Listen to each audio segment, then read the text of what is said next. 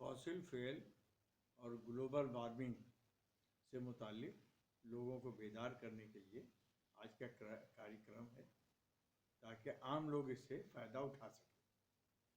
तो सबसे पहले तो आपको बताना चाहता हूँ, जिसके लिए आमतौर से लोग जिज्ञासु हैं, सोचते हैं कि भाई ये दुनिया कैसे बनी, ये यूनिवर्स कैसे बना, और इसके ऊपर तरह तरह के लोगों ने थ्योरीज पेश की, नज़रियात पेश किए। सही बात तो ये है कि बहुत मामूली चीज़, एक जो धूल के कण, जिसे नेबुला कहा साइंस की ज़बान में, वो उसमें धमाका हुआ, ज़बरदस्त धमाका, और लीजिए वो दुनिया बन गई, यूनिवर्स बन गया। अब उसके अंदर चांद सितारे और प्लेनेट, ग्रह उपग्रह, टिमटिमाते सितारे, तरह तरह के सब हैं। अब क्या होता है कि धमाका तो स्पेस में आमतौर से बहुत मामूली चीज़ होता ही रहता है। अब जो वो धमाका जो बड़े बड़े सितारे, जैसे हमारा सूरज भी एक तारा है, सितारा नहीं, तारा, तारा मतलब बड़ा, उससे भी बड़े बड़े जाइंट स्टार, जब वो उसमें एक्सप्लोजन होता है, जब उसमें धमाका होता है, वो तो इस बिग बैंग से, जो कि अब हमारे सामने साइंसदानों ने पेश किया कि यूनिवर्स बना, उससे बड़ा धमाका तो जनाब ये इन स्टार्स में होता है, उसे सुपरनोवा कहा जाता है, यानी ज़बरदस्त धमाका। ये सितारा जब अपने अंतिम दौर में होता है, जिंदगी के, जीवन के आखिरी दौर में होता है, तभी धमाका होता है। इसमें इस धमाका होने से क्या होता है कि कोलैप्स हो जाता है पूरा स्टार, और उसके कोर में खुद ही धंस जाता है और ब्लैक होल बन जाता है। अब लोग कहते हैं ब्लैक होल क्या, इसके अंदर तो सभी चीज़ चली जाएगी, क्या ये ठंडा होता है कि गर्म होता है? बताना ये है कि ब्लैक होल बेशक अंदर से तो ठंडा है, लेकिन बाहरी हिस्सा उसका गर्म होता है। जैसे कि आपने देखा ही होगा कि हमारे ज़मीन का भी बीच का हिस्सा, मरकज़ जिसे बोलते हैं, वो गर्म है, लेकिन जैसे जैसे आप ऊंचाई पर जाएंगे वो ठंडी होती जाएगी। खैर, ये तो अलग चीज़। हम आपको सितारों की तख्लीक के बारे में बता रहे थे कि जब गैस और धूल के ज़र्रात जो नेबुला कहलाते हैं, कंडेंस हो जाते हैं, ठोस हो जाते हैं, अब जनाब वो सितारे बन जाते हैं, तारे बन जाते हैं, एस्ट्रॉयड बन जाते हैं, सैटेलाइट बन जाते हैं। जैसे हमारे पास ज़मीन के पास एक चांद है, कहीं दो चांद हैं, कहीं तीन चांद हैं। अब यहाँ पर सितारे की आपको सुपरनोवा के बारे में बता रहे थे। इस सुपरनोवा ने क्या किया कि जब 1.4 साल पहले, करोड़ साल पहले, 1.4 करोड़ साल पहले, जब सुपरनोवा की श्रृंखला यानी सीरीज के धमाकों से ये पाया गया कि वो इंटरस्टेलर गैस मिल रही हैं, निकल रही हैं, वो बबल बना रही हैं। ये तो हमें 50 साल से मालूम था कि इंटरस्टेलर गैस यानी जो सितारों और कहकशाओं के बीच में और सितारा सिस्टम के बीच में जो जगह होती है, वो इंटरस्टेलर कहलाती है। वो जगह को समझ लीजिए, इंटरस्टेलर यानी बीच की जगह, वही पर तमाम गैस और ये सब तमाम रहती है, जो कि अगर वो ठोस की शक्ल में धीरे धीरे हो जाती है तो सितारा बन जाती है। और सितारा जब अपनी ज़िंदगी के आखिरी दौर में होता है, जैसे हर चीज़ पानी है, हर चीज़ को मिटना है, तो ये भी सितारा शुरू में यंग होता है, फिर धीरे धीरे जब बहुत बड़ा जायंट सितारा बन जाता है, यहाँ तक कि वो तो अपने जो ये है सूरज है, उससे भी कई गुना बड़ा हो सकता है, लेकिन आखिरकार उसको भी ये होना है, ख़त्म होना है, और वो भी धमाके की शक्ल में ख़त्म होना है। और इसमें तो इतनी तेज़ रोशनी होती है और इतनी ताकत होती है, जो हमारे सूरज से समझिए कि खरबों खरबों गुना तेज़ है इसकी रोशनी। अब जैसे गामा बर्स्ट कहलाता है, gamma ray burst. Gamma ray burst सब जानते हैं, अल्फा गामा बीटा ये सब तमाम किरणों के नाम दिए गए हैं। तो जो गामा रे बर्स्ट है वो सबसे ज़्यादा जनाब माना गया है कि ये धमाका है। अब लोग ये सोचते हैं कि भाई ये जो धमाका इतना जब ज़बरदस्त हो रहा है, और अगर क्या कभी सूरज के ऊपर भी ऐसे ही धमाका हुआ तो क्या होगा। तो उसके लिए बता दें कि ऐसा अंदाज लगाया गया है कि तकरीबन 5 मिलियन साल या उससे ज़्यादा होने पर सूरज जब फैलना शुरू करेगा और आखिरकार वो सुपरनोवा में बदल जाएगा, यानी धमाके में तब्दील हो जाएगा। फिर अब ये सवाल उठता है, तो क्या ये सुपरनोवा, ये जो सितारों में धमाके होते हैं, इससे क्या हमारी ज़मीन भी फट जाएगी, ये क्या होगा? उसके लिए आपको बताऊं कि ज़मीन पर, पूरी ज़मीन तो बेशक बर्बाद नहीं हो पाएगी, लेकिन हाँ ये हो सकता है कि ज़मीन का वो ऊपरी हिस्सा जो सूरज की तरफ है उसके ऊपर असर पड़ सकता है, उसमें बर्बादी हो सकती है। अब इस तरह से जहाँ एक तरफ सुपरनोवा ने इंटरस्टेलर गैसेस की शक्ल में बुलबुले बनाए, जिनको हम लोग कम से कम 50 साल पहले से जानते हैं, साइंसदानों ने मान रखा था कि बुलबुले इन इंटरस्टेलर गैसों के बनते हैं। लेकिन अब क्या था कि उस ज़माने में ये पता नहीं था कि हमारी कायनात, हमारा सूरज का ये जो आप कह सकते हैं कि ख़ानदान निज़ाम शमसी भी क्या सोलर सिस्टम में है, लेकिन नहीं, उस वक्त ऐसा नहीं था। तो ये इंटरस्टेलर गैस के बबल बता ही चुके हैं आपको कि 1.4 करोड़ साल पहले जब पहली बार सुपरनोवा यानी धमाका हुआ था ज़बरदस्त, तो बने। खैर, अब ये इतने बड़े बड़े ये बबल हैं, बुलबुले हैं, आप तो पानी के छोटे बुलबुले देखे होंगे, लेकिन इन बड़े बड़े बुलबुलों को तो आप सोच भी नहीं सकते कितने बड़े हैं क्या। बस यूँ समझिए कि जब पहली बार ये सुपरनोवा हुआ था, यानी धमाका हुआ था, तो उस वक्त हमारा सूरज दूर था। लेकिन अब ये 50 लाख साल पहले जब फिर 39वां हुआ है सुपरनोवा यानी धमाका, तो लीजिए हमारा सोलर सिस्टम इसी बुलबुले में आ गया, इंटरस्टेलर गैस के बुलबुले में।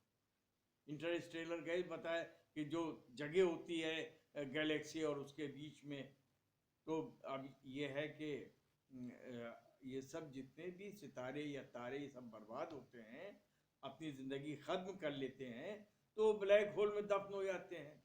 तो ये भी लोग पूछते हैं कि क्या हमारा सूरज भी ब्लैक होल में चला जाएगा? कुछ लोगों के, साइंटिस्टों का ख्याल है नहीं, सूरज के साथ ऐसा नहीं होगा, लेकिन बहरहाल उसे भी ख़त्म होना है। अब ये है कि हमारे जैसे सूरज वो हाइड्रोजन और हीलियम का बना हुआ समझ लीजिए, और ज़बरदस्त एनर्जी है। इसी तरह से इन बड़े बड़े स्टार में भी, जो जाइंट स्टार कहलाते हैं, एनर्जी हुआ करती है। और ये बेशक ये एनर्जी को ट्रैप करना मुश्किल होता है, लेकिन हाँ सोलर एनर्जी हमारे काम की होती है। खैर, इससे कतई नज़र कि अब ये स्टार कैसे बने, क्या हुआ, कैसे हुआ, ये तो दिलचस्पी के लिए बताया गया है, क्योंकि आखिरकार हमारी ज़मीन बनी चुकी है, और ज़मीन पर एक खुलिये के जानवर से कसीर खुलिये के जानवर और अशरफुल मखलूक़ात की तहक़ीक़ हो चुकी है। समाज बने, तमाम किस्म की तमद्दुन और तहज़ीबें आईं। आपको तो मालूम ही है मिस्र की तहज़ीब 5000 साल पुरानी, जहाँ पर फ़िरौन मिस्र, वहाँ के शासकों ने अपने लिए इस तरह से मकबरे बनवाए कि उसमें तमाम ज़रूरत की चीज़ें रख लेते थे, सोचते थे कि हमें दोबारा ज़िंदा होना है। आखिरकार वो अलग चीज़ है कि उनका क्या हुआ, लेकिन उनकी ममीज़ आज भी दिखाई देती हैं। तो तय ये पाया गया कि जैसे पुराने ज़माने के लोग रहने सहने के लिए हमेशा से इस बात के लिए फ़िक्रमंद रहते थे कि ऐसा क्या किया जाए कि हम हमेशा ज़िंदा रह सकें, या अगर हम मर भी जाएं तो हम मरने के बाद भी, मरणोपरांत भी अपनी ज़िंदगी को जी सकें। तो तरह तरह की सभ्यताएँ जैसे भारत में मोहनजोदड़ो सभ्यता, यूनान, इसीलिए शायर ने कहा है यूनान और मिस्र और रोमा सब मिट गए जहां से, बाकी मगर है अब तक नामो निशा हमारा। तो कहने का मतलब ये है कि जब आराम और आसाइश के सामान फराहम किए जाने लगे, विकास की दौड़ शुरू हुई और उसके लिए तवानाई या ऊर्जा की ज़रूरत हुई, तो पेट्रोल, जो आज के ज़माने में हाइड्रोकार्बन जिसे बोलते हैं, उसका ज़माना आया। एनर्जी का एक या तवानाई का एक आसान सोर्स, एक आसान उसका इस्तेमाल शुरू हुआ, उसकी खोज शुरू हुई। उसकी खोज के लिए तरह तरह के मुताले, जियोफिज़िकल, जियोकेमिकल, पैलेंटोलॉजिकल, जियोलॉजिकल। बताने का मतलब ये है कि जियोलॉजी ने इतनी ज़्यादा इम्पोर्टेंस हासिल कर ली कि तमाम किस्मी धातें, सोना, चांदी, कीमती ज़र जवाहरात, ये सब खोजना शुरू किया। अब फिर देखा कि ये तो पत्थर हैं, किन पत्थरों में मिलेगा, किस किस्म की चट्टानों में। फिर ज़मीन शनासों ने, भूवैज्ञानिकों ने अब पत्थरों की किस्में बताई, जो जिन्हें वो चट्टान कहते हैं। चट्टान केमिकल्स का मजमुआ, अंश का मजमुआ है। अब उन्होंने देखा कि वो जो ये हुआ कि चट्टान वो हो गई इग्नियस रॉक, जो ज्वालामुखी से निकली। फिर परदार चट्टानें तराश तराश से वो समुंदर में जो पानी गई, वो समुंदर दरिया में, और होते करते वो वहाँ पर ये, और तीसरी जब यही इग्नियस रॉक यानी अग्नेय चट्टानें आता फिशानी चट्टानों और परदार चट्टानों पर ज़्यादा दबाव और टेम्परेचर, तो बदल गई दूसरी मुतगय्यर चट्टान कह लीजिए, मेटामॉर्फिक रॉक कह लीजिए। और ये तो बिल्डिंग मटेरियल में आमतौर से काम आती हैं सभी चट्टानें, लेकिन इग्नियस रॉक उसमें जवाहरात और तरह तरह की धातें हैं। और ये परतदार चट्टानें, ये जनाब पेट्रोल का घर है, जो तवानाई का सच चश्मा है। और बाकी दूसरी ताकतों से, एनर्जी से इसका इस्तेमाल करना, पेट्रोलियम का इस्तेमाल करना आसान है।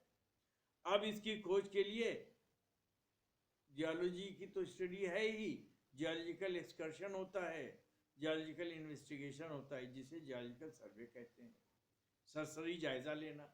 लेकिन फिर उसका तफसीली जायज़ा लिया जाता है कि ये परतदार चट्टानें समुंदर की में बनी है या किसकी है, क्योंकि यही इसी में ज़ख़ीरा है अपना ये पेट्रोल का। उसके लिए फोरामिनिफेरा, क्योंकि ये एक समुद्री जानवर है, बेशक कभी कभी ये फ्रेश वाटर में भी मिल सकते हैं, लेकिन ज़्यादातर ये फोरामिनिफेरा जो यूनिसेलुलर एनिमल है, और ये सर्कोडाइना फैमिली फाइलम का है, क्लास फाइलम फोरामिनिफेरिडा है, क्लास सर्कोडाइना, और आखिरकार ये ख़ानदान फोरामिनिफेरा समझिए। इसमें तरह तरह की किस्में होती हैं, और इसकी स्टडी से पता चलता है कि उस ज़माने का माहौल कैसा था और उसकी उम्र कैसी थी। जैसे मैंने आपको बताया कि ये फोरामिनिफेरा की स्टडी की जाती है ताकि पेट्रोल की मौजूदगी मालूम हो सके, कि जहाँ पर एक तरह का फोरामिनिफेरा मिला और उसी तरह का फोरामिनिफेरा दूसरी जगह मिला, तो उम्मीद लगाई जाती है कोरिलेशन करके कि अगर एक ख़ास जगह की चट्टान और ख़ास किस्म का फोरामिनिफेरा वहाँ मिला है और कोरिलेशन किया गया, मिलान किया गया, तो उम्मीद लगाई जाती है कि दूसरी जगह भी वैसे ही फोरामिनिफेरा मिलने पर वो वही वातावरण होगा, माहौल होगा जो पहले वाले में मिला। और अगर वहाँ तेल निकल रहा है, ऑयल निकल रहा है, तो उम्मीद लगाई जाती है कि अब यहाँ भी तेल मिलना चाहिए। तो इसीलिए इसी मकसद के पेश नज़र कोशिश की जाएगी कि इसका ज़रूरत से ज़्यादा बहुत ज़िम्मेदारी के साथ, तफसील के साथ इसको इस्तेमाल किया जाए, इसकी स्टडी को। तो इसके स्टडी के लिए ख़ास माइक्रो पैलेंटोलॉजी, माइक्रो मीन्स वो जो माइक्रोस्कोप में, खुर्दबीन में जिनका मुताला की जाए, माइक्रोस्कोप, पैलियोंटोलॉजी एंशिएंट एनिमल, जैसे आज के ज़माने में तरह तरह के जिंदा जानवर हैं, ये तो हो गया ज़ूलॉजी, और यही जो एंशिएंट लाइफ थी वो पैलियोंटोलॉजी हो गई। अब इस माइक्रो पैलियोंटोलॉजी ने हमागीर तौर से यानी पूरी दुनिया में ये इम्पोर्टेंस हासिल कर ली कि यही तेल की खोज में सहायक है, मददगार। तो अब ये सोचा गया लोगों ने, जहाँ नॉर्थ सी में और जगह पूरी दुनिया में खोज हुई, तो ये सोचा गया कि भाई अब इंडिया में भी तेल मिलता है और मिल रहा है या मिलने की इम्कानात हैं कि नहीं, ये पूरी जानकारी लेने के लिए सबसे पहले देखा गया कि कौन से फॉसिल यहाँ मिलते हैं। कच्छ में, गुजरात में, तो गुजरात में अमोनाइट को पाया गया कि ये वो बड़े बड़े फॉसिल हैं जो कि हमें आमतौर से सामने दिख जाते हैं, बिल्कुल गोल गोल टाइप के, उनके ऊपर तरह तरह की लकीरें पड़ी हुई, लगेगा आपको कि एक तो जिंदा जानवर है। ये घोंगे की, जैसे घोंगा होता है वैसे ही ये सिफेलोपोड खानदान के जानवर, गोल गोल वाले। अब ये रिसेंट में मिलते हैं और उस जमाने में भी जुरासिक में मिले थे। तो अब ये जब जुरासिक का हो गया तय इसमें तो मिलते हैं, तो ये हुआ कि उसकी और सही उम्र क्या है, यानी कैलोवियन से ऑक्सफोर्डियन, यानी 20 लाख साल से नहीं 180 मिलियन ईयर्स तक, यानी 20 करोड़ से 12 करोड़ साल तक कैलोवियन ऑक्सफोर्डियन समझिए, जिसे जियोलॉजी के टर्म में कहा जाता है। तो अब गुजरात में जो कच्छ का एरिया है, वहाँ से 17 किलोमीटर दूर एक जगह कहलाती है हैवोडोम। ये गुंबदनुमा पहाड़ियाँ हैं, वहाँ 3 डोम हैं, गुंबदनुमा पहाड़ियाँ, जूरियो, जूरा, हैवो। तो हैवो डोम पर यह हुआ कि स्टडी की जाए, वहाँ देखा जाए कि भाई क्या है। तो अर्जियाती तजिया पहले किया गया, यानी जियोलॉजिकल सर्वे। पाया गया कि यहाँ पटचम, चारी, कटोल, उमिया ये बनावटें हैं परतदार चट्टानों की। तो इसके अंदर पटचम तो समझिए कि पुरानी राख मान लीजिए, चारी, कटोल और उमिया तो अभी बताया मैंने आपको, उमिया यंगेस्ट हो गई। तो इसमें जब फील्ड एक्सकर्शन किया गया तो कालाजर नाला था वहाँ पर, पहाड़ी नाला, वहाँ पर जनाब देखा गया कि यहाँ क्या क्या चीज़, चट्टानों का जब तजिया किया गया तो जो बरसाती नाला था तो उसने पहाड़ को थोड़ा काट दिया, तो जो जितने भी किस्म की सेडिमेंट्री रॉक्स थी, परतदार चट्टानें थी, सब एक तरह से कटिंग में दिखाई देने लगी। ये सैंडस्टोन, शेल और ये आपके गोल्डन उलाइट, ये सब तमाम कांग्लोमरेट। अब जनाब इसके अंदर अब ये हुआ कि सैंपलिंग की गई, तो 54 टाइप के सैंपल कम से कम लिए गए। मुश्किल से ये 1 किलोमीटर ही का होगा कालाजार, और नीचे समझिए कि अगर पहाड़ी से लिया जाए जहाँ हवाई माता का टेम्पल है, इसलिए इस एरिया का नाम हैवोडोम रख दिया गया, हवाई माता के टेम्पल के नाम पर। और बल्कि यहाँ पर एक कुआं है गहरा सा, उसके अंदर एक बड़ा सा पत्थर लोगों ने दिखाया कि देखिए ये हवाई माता जी के चमत्कार की वजह से ये तैर रहा है। उसे बहरहाल हमने भी देखा, वो तैरता हुआ पत्थर है, लेकिन दरअसल वो कोरल की चट्टान है, मूंगे की चट्टान, उसका एक टुकड़ा है।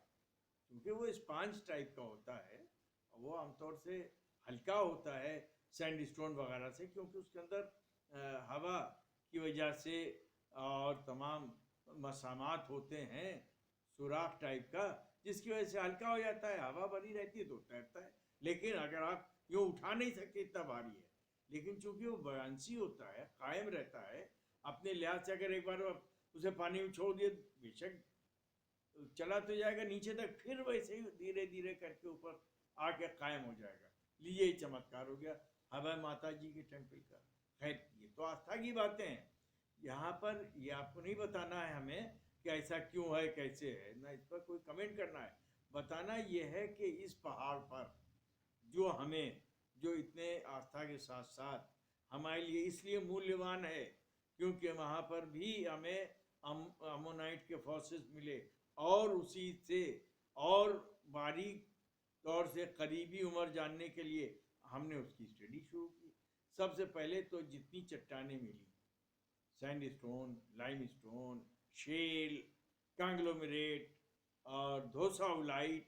उलाइट मतलब एक गोल गोल सा, जैसे आपने देखा होगा मटर का दाना, छोटा मटर का दाना लेकिन गोल्डन कलर का, सुनहरा, उसमें पायराइट वगैरह मिला होता है, आयरन, इस वजह से वो सुनहरे रंग का दिखाई देता है।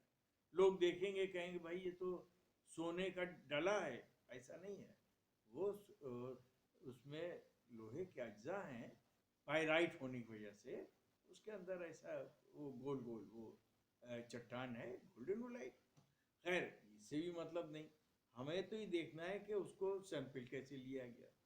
सबसे पहले तो अपने साथ पैकिंग मटेरियल के तौर पर ये अपने इसके टुकड़े इकट्ठा किए गए किसी कपड़े की थैली में, जियोलॉजिकल हैमर से तोड़ा उसे और ले लिया आधा किलो 1 किलो करीब, और उन पत्थरों के मुख्तलिफ टाइप की जो परतदार चट्टानें थीं उनको देखते हुए चले गए कि यहाँ पर तमाम किस्म की परतदार चट्टानें, देखा कि उसमें आतशफशानी चट्टान भी है, लीजिए डाइक की शक्ल में, वो इंट्रूसिव रॉक कहलाई। यानी ये जब अपना मीसोजोइक की ये है वो हिल बन गया, मीसोजोइक की चट्टान तो बहुत पुरानी, जो मेरूडा हिल्स में एंशेंट में मिलता है, तो जो नगर पार्कर में बहुत पुराने ज़माने की आर्कियन एज की चट्टान है वो जो कहलाती है आतशफशानी आग्नेय चट्टान, वो तो पाकिस्तान में नगर पार्कर, लेकिन यहाँ उसी के रेमिनेंट के तौर पर उसी ज़माने की इंट्रूसिव चट्टान मिली। यानी जो वो चट्टान, जैसा आपको बताया कि वो जो ज़मीन के नीचे जो होती है, तमाम गर्मी उससे पिघल जाता है, वो पिघल करके ये आ जाता है ऊपर परतदार चट्टानों को तोड़ के। अब जब हैवो हिल बन गया, यानी पहाड़ी टीला इस समझिए बन गया, अब यहाँ पर कभी जल्जला आया, ज्वालामुखी फूटा। भुज में तो इससे पहले भी आपके ज़माने में जल्जला आया था 2002 के करीब, 2002 नहीं, ये 2002 नहीं, 1998 या ठीक से याद नहीं है, जल्जला आया था। कहने का मतलब ये उस ज़माने में आतशफशानी दौर में भी आतशफशानी चट्टान हुई और जल्जला आया, और वो इंट्रूसिव रॉक की शक्ल में, डाइक की शक्ल में उसके अंदर हैं, इग्नियस रॉक जो पिघली हुई चट्टान इस वेग के साथ जोर से अपनी काफ़ी ताकत से इस पहले से बनी हुई पहाड़ी में घुस गई। अब आप सोचेंगे आपको कैसे पता भैया ये बाद में घुसी? वजह उसकी यह है कि उसके जो किनारे हैं वहाँ तमाम जलने के जो आसार, जो निशान होते हैं वो पाए गए। यानी जो बाउंड्री है जो डाइक की, आतशफशानी चट्टान की, जैसे बेसाल्ट नहीं होता है जिसे आमतौर से लोग किचन में यूज करते हैं, इसी टाइप का काला काला एक तरह से उसके अंदर मिल गया। उसके करीब कोई फॉसिल भी नहीं मिले, मतलब ये हुआ कि वो एक तरह से वो फॉसिल भी भस्म हो गए जब वो आतशफशानी चट्टान आई। तो वहाँ वो मतलब नहीं है। बताना आपको ये है कि उतनी कदीमी चट्टान भी उसके अंदर है, लेकिन जुरैसिक उसी के ऊपर बात कर रहे थे। अब आपने तमाम सैंपल्स इकट्ठा कर लिए हर परतदार चट्टानों का, अब आप उसे लैब में ले गए, उसको चूंकि माइक्रोस्कोपी की स्टडी है और ये मोटे मोटे मजबूत सख्त पत्थर हैं, और माइक्रोस्कोपी की स्टडी में जब तक कि थिन सेक्शन न बनाया जाए तब तक वो जनाब उसकी स्टडी नहीं हो सकती, या उसको सैंड पार्टिकल में ना बदला जाए, उसके लिए प्रोसेसिंग होती है, उसमें सोडियम कार्बोनेट और डाल करके और पानी में किसी बर्तन में रख के हीटर पर रख के बॉयल किया जाता है और बॉयल होता रहता है और आखिरकार अलग अलग टाइप की छलनियों में 60 मेश छलनी की साइज है ये, 60 मेश, 100 मेश, 200 मेश, 180 वगैरह वगैरह, 180 मेश, ये सब का जब सैंड पार्टिकल बदल जाता है तो वॉशिंग की जाती है पानी से और उस चलनी के जो सेट लगा दिया जाता है उसके चलनी के थ्रू वो सैंड के लिए इकट्ठा कर लिया जाता है। फिर उसको पिकिंग ट्रे में रख करके सेबल हेयर यानी ऊँट के बाल से बना हुआ 00 या 0 नंबर के ब्रश से उसकी पिकिंग की जाती है माइक्रोस्कोप के नीचे रख के। तो वो तमाम जिसमें कुछ न कुछ स्ट्रक्चर नज़र आता है वो जनाब पिक कर लिया जाता है और इस तरह से देखा गया कि इसके अंदर कम से कम 45 किस्म की वो फोरामिनिफेरा हैं, जिसमें नोडोथेरिडी खानदान के फोरामिनिफेरा बकसरत मिले, कुछ ऑर्निशस फॉर्म मिले, यानी वो फोरामिनिफेरा वो एक खुलिए के जानवर जो अपने बदन पर सिलिका यानी सैंड चिपका लेते हैं और वो आमतौर से वो उसमें एसिड में नहीं घुलते, जबकि बाकी जो ज़्यादातर हैं वो कैल्शियम कार्बोनेट के होते हैं और वो एक तरह से उसमें घुलनशील होते हैं एसिड में। तो इस वजह से ख़ास तौर से ध्यान रखा जाता है कि हर किस्म के एसिड से पाक हो बर्तन और इस तरह से हमने उसमें से पिकिंग करके अलग अलग स्लाइड में उनको रख लिया।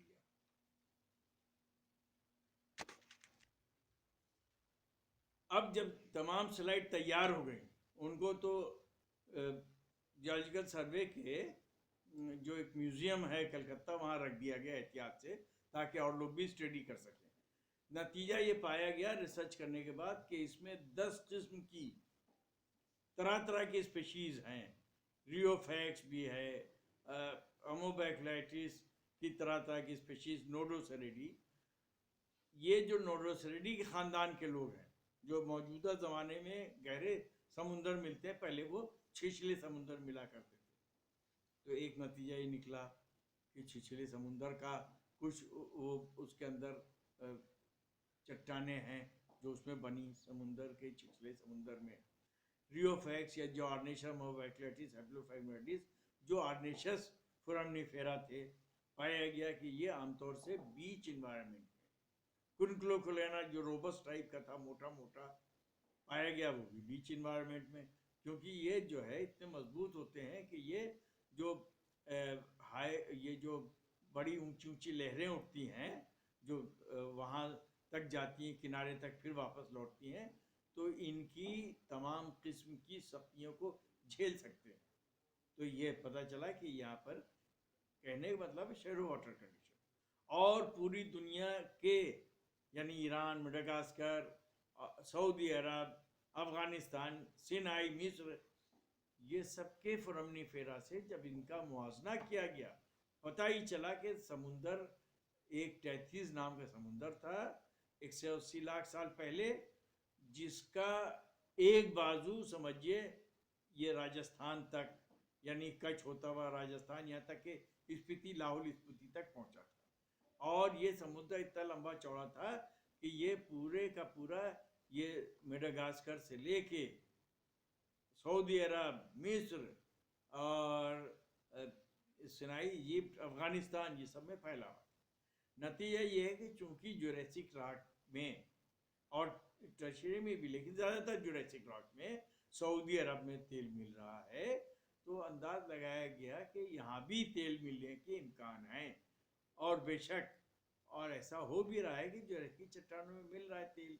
ये तो नतीजा निकला। अब उसके बाद ये हुआ कि तेल की खोज हो गई, धीरे धीरे अब उसका इस्तेमाल आम हुआ, इतना ज़्यादा इस्तेमाल आम हुआ कि बहुत बड़े तादाद में कल कारखाने 4,000 की तादाद में कलकत्ता में ही, लाखों की तादाद में मोटरसाइकिल और कार और दुनिया भर का ट्रांसपोर्टेशन के लिए, यहाँ तक कि रेलवे में भी डीजल और कार, और उसके बाद गर्म पानी के संयंत्र लगाना।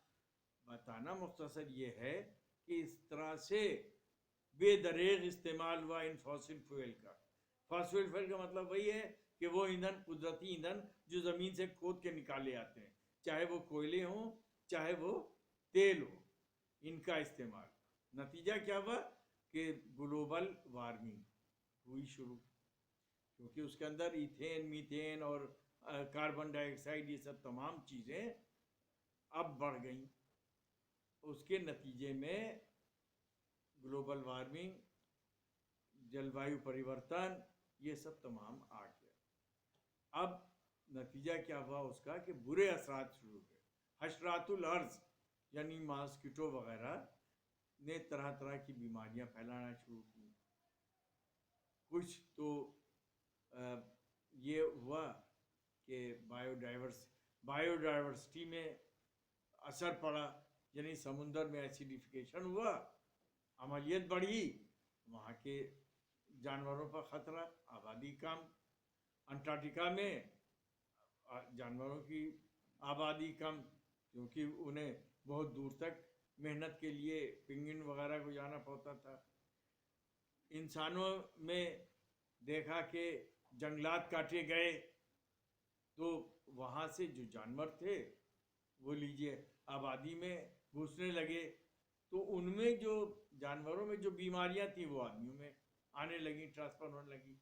जैसे अपने ये थे एक जायका या इसी किस्म का एक वो है, एक तरह से छुआछूत की बीमारी जो बैट से फैलती। बैट मतलब ये जो चमगादड़, वो इधर की तरफ बस्ती में आ गए, क्योंकि डिफॉरेस्टेशन व जंगलात काटे गए, तो उनसे ये बीमारी, जायका, ये सब फैली। बल्कि ये सब जो आपको तो मालूम ही है, कोरोना बीमारी खुद उन चाइना में जो हुए कुछ ख़ास किस्म के जो चमगादड़ की किस्में, उनसे फैल गई। बताना ये है कि हमें तरह तरह की मुसीबतों ने घेर रखा है, सिर्फ इसी तमाम बीमारियों ने, तमाम किस्म के डिस्ट्रक्शन ने, महंगाई ने, यानी पानी की किल्लत हो गई, उसके लिए हमें प्रोजेक्ट बनाने पड़ रहे हैं, महंगाई बढ़ी, फसलों में वो कमी आई, महंगाई बढ़ी। तो अब ये है कि अगर हम प्लांट बेस्ड यानी शाकाहारी भोजन लें, तब इससे हम बच सकते हैं। क्योंकि अगर शाकाहारी भोजन में ये है कि एक तो हम वो तमाम चीज़ों से, जो मीट खाने से या मांस मछली खाने से रोग पैदा होते हैं, उससे हम बच जाएंगे।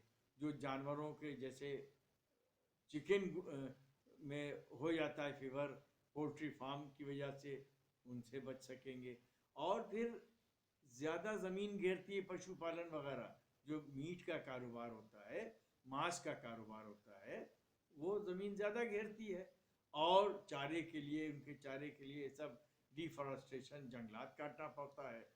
तो इन सब तमाम चीज़ों से बचने के लिए हम शाकाहारी बने, मांस के ऊपर ज़रा सा कम ध्यान दें, और होते करते हमें चाहिए ये कि वैकल्पिक ऊर्जा, उस पर ध्यान दें। क्योंकि रूस में भी देखा गया कि एक गांव, साइबेरिया के बहुत दूर के गांव, जहां पूरा बर्फ ढका रहता है, सफ़ेद बर्फ होना चाहिए, वहाँ काली बर्फ, क्योंकि वहाँ पर कोयला जलाने से संयंत्र जो था गर्म करने का, ठंडक ज़्यादा होती है, तो भाई वो एरिया को गर्म किया जाए, उसके लिए संयंत्र जो चलाया जा रहा था वो कोयले से चलाया जाता।